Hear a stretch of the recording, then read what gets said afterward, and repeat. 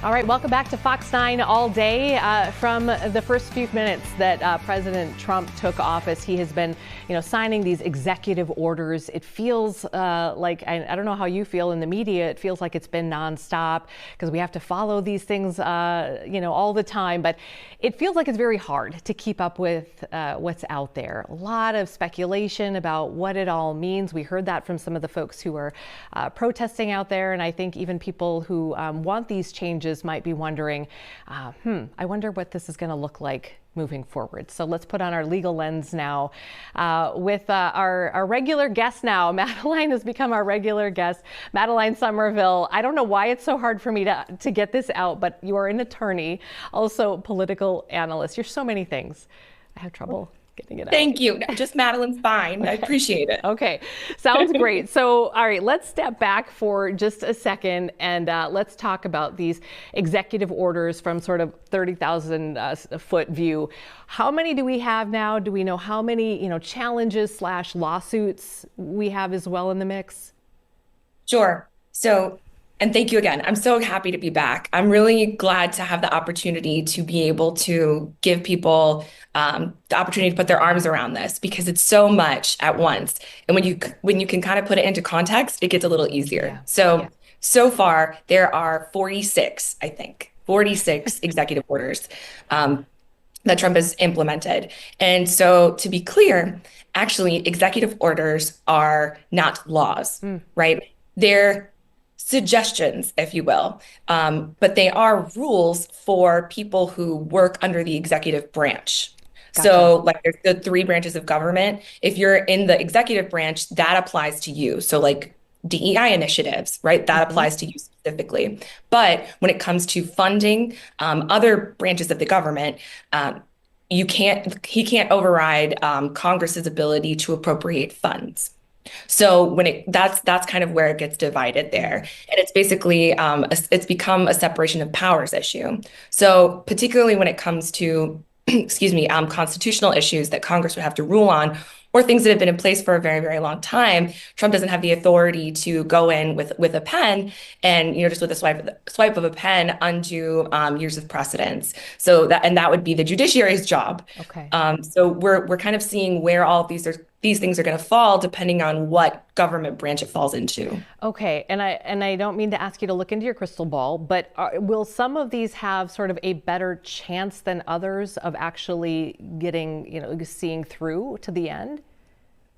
Yeah. So from sort of a political analyst perspective, I think that it's very smart what Trump has done to lay out his objectives and what he wants to accomplish, even if the executive order isn't the thing that's going to get it done. Because what that does is kind of put the energy in that direction. It signals to the judiciary, for those who have made a point of supporting him, how he wants things to be ruled on if it is taken up to court, which we know for sure that things like birthright citizenship will go up to the Supreme Court. A lot of times issues with federal funding or separation of powers, that's all going to get taken up, especially when the attorneys general step in. Mm-hmm. So, and I can explain that part too. So Usually, if you want to bring a case to trial, there has to be a harm, right? Like you have to have suffered a harm personally. It can't just be something that could happen to you in the future. Not the case for attorneys general, right? So they are acting under the doctrine of parens patriae, which means like you're the parent of the state. And so if you know that there's going to be a harm that will be caused to the entities or individuals within your state, then the attorneys general have a right to bring that case. So they're looking at that and going, okay, kids who were born here, but their parents aren't citizens, that could happen tomorrow. So we need to go ahead and take that one up. So if there is something that could cause an imminent threat to someone's rights, legal rights here, that's going to go straight to the Supreme Court. So I don't know, not straight to the Supreme Court, it has to make its way through, but it's safe to assume that it's going to get there. So of the 46, I would say if there are any that you can file under constitutional challenges, those are the ones that are going to go. Okay, and yeah, as we just were talking about a couple of minutes ago, the news this morning was that a second judge has now ruled to pause the birth rate, and that was, I believe, brought by attorneys general from across the country, including Minnesota's Keith Ellison. So that's an interesting. That helps us understand, I think, where some of this is coming from. How about, can I ask you about this? This was an interesting one that popped up, and I don't even know really what this is, but the Wealth Sovereign Fund kind of made a little bit of a splash, mostly because TikTok was sort of tied to it in some way. Can you help us parse through what that means and how it's connected to TikTok possibly? Sure. So when it comes to the Sovereign Wealth Fund, I think it's smart that the Trump administration is taking a look at what other countries have done in order to reduce their deficit or to just create wealth for their nation.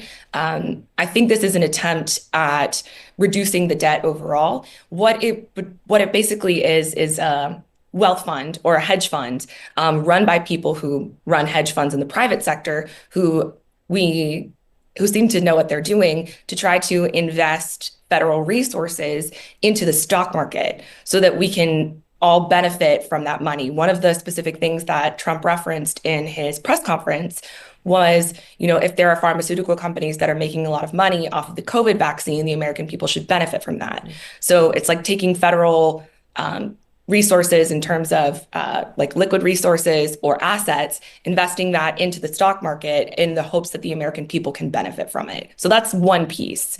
And then there's TikTok. So the Supreme Court ruled that Trump had 90 days from the date of his inauguration to figure out how to make it so that there would no longer be a national security threat that TikTok would pose to the citizens of the United States, because actually the issues of free speech and any others that you could think of weren't talked about by the Supreme Court. They said national security is enough. The fact that there's data mining that could be going on overseas is enough.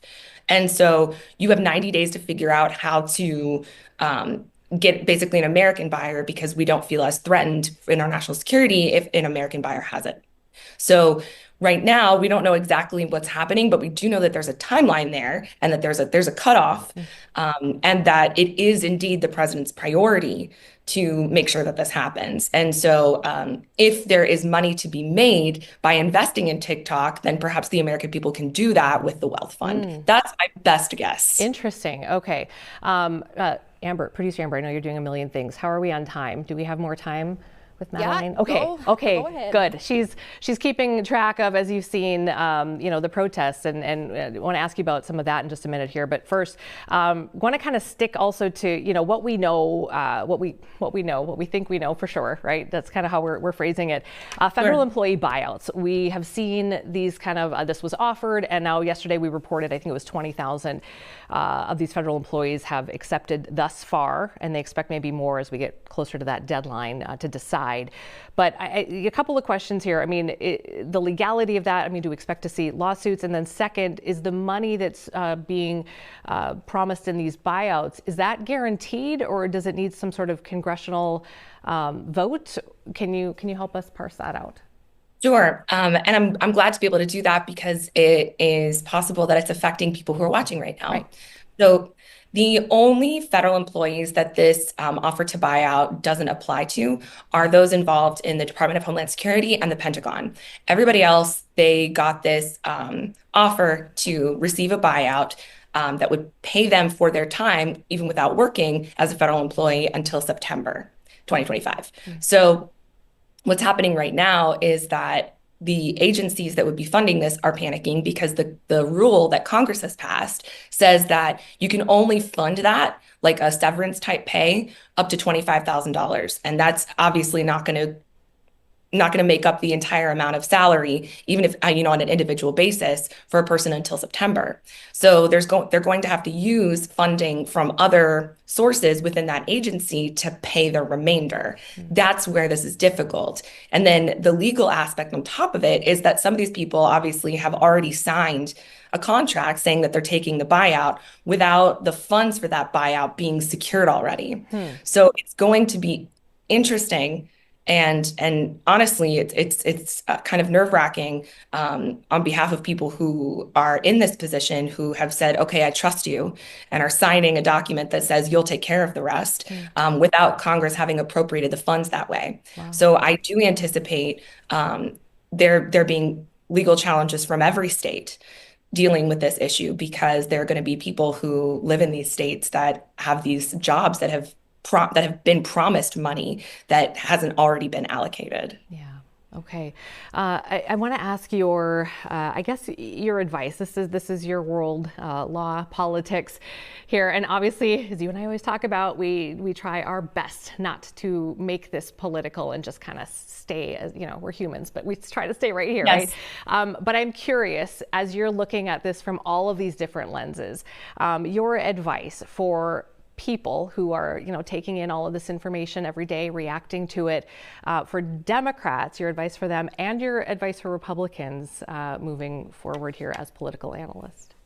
Sure. Thank you so much for asking me that, because I do always want to approach things from a nonpartisan perspective, because I want people to be able to, as you do as well, for sure, which I love, take that information and use that information to make their own choices. So that, coupled with what I'm about to say, I think that for folks who feel very strongly right now that their rights are being threatened, whether folks that are near you feel that that's true or not, right? That's still their feeling. I think it would behoove the representatives of those folks, like people who I love, like Elizabeth Warren and AOC, for their political acumen, right? And I love people on both sides for being wonderful speakers. It would behoove all these folks to start catering their message a little bit more to the people whose minds they want to change, rather than just repeating what they're afraid of and what they're worried about to people who already agree with them. We live in a society where you have to have the majority's opinion in order to get anything done. And so obviously Democrats don't have the majority, and they're looking for more power to be able to pass laws. We know that the margins in Congress are razor thin. So if you want to start changing minds, start catering your message to minds that can be changed, rather than just creating that echo chamber. And then for Republicans, I think that for a long time, Republicans have been in, especially Southern Republicans, because I live in Georgia, I live in Atlanta, and my family here is on farms in Southern Georgia. That the Northerners, you might say, have teased Southerners for a long time about, working with their hands or not being as educated. And things have changed tremendously over time. And we have become a lot more empathetic and understanding, but I think that needs to be seen from Democrats. I think Democrats need to offer, if Democrats claim to have so much empathy, that empathy should be offered to the other side, knowing that that side has been, their reputation has kind of been tarnished and made fun of for a really long time. So I think it ultimately, as cheesy as it sounds, comes down to empathy for both sides and trying to understand where they're coming from, so that those messages can coincide and can actually heal some of the divide a little bit. I know that's a long message, but I appreciate you letting me say it. No, absolutely. And, I don't think we get to talk about things like that enough, because we are so busy playing traffic cop, as journalists, as political analysts in real time, often trying to do well, they said this and then they said that, and then it just kind of gets all jumbled around. But, I appreciate that perspective as well, that, and if only it was so easy. I think a lot, maybe, I don't want to speak on behalf of America, but I think there are enough Americans who are like, can't you just do, to both sides, why can't you just do this? Not, and politics is just a different beast. So it really is. And just the woman who the reporter was speaking with just a few minutes ago at the protest, I wrote down what she said before, because I thought it was just so honest. It was like, maybe you're just yelling into the wind. And she said, I just feel better being around people who agree with me, right? And all of that is honest, right? Every piece of that was just her saying how she felt. But there can be a bridge between those two things, right? You can be surrounded by people who agree with you and not be yelling into the wind. There's a way to get your voice heard by the people who need to hear it, and you have to craft your message in that way. All right, Madeline, when are you going to run for office? I'm just gonna tee you up here. Yeah. Well, thank you. I appreciate it. Always appreciate your time and your insight into trying to break this down. And again, the shared desire to just do it in a way that is hopefully not stressful for people and saying, well, how about this? And what, you're not talking about this? And Yes. know, we're doing our very best, but we're human. I'm honored to be part of that with you. So thank you. Thank you. I appreciate it. Okay, we're gonna let you go, and hopefully we'll talk to you again very, very soon. Madeline Summerville. Sounds great. Appreciate it. Take care. Talk to you later. Bye.